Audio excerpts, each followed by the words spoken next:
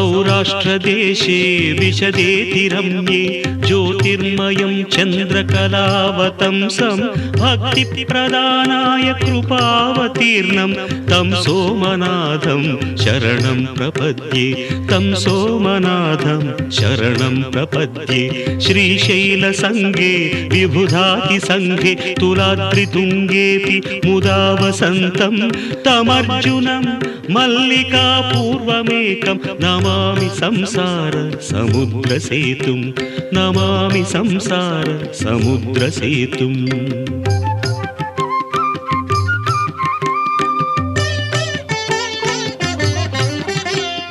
अवन्तिकायां विहितावतारं मुक्तिप्रदानाय च सज्जनानाम् अकालमृत्योः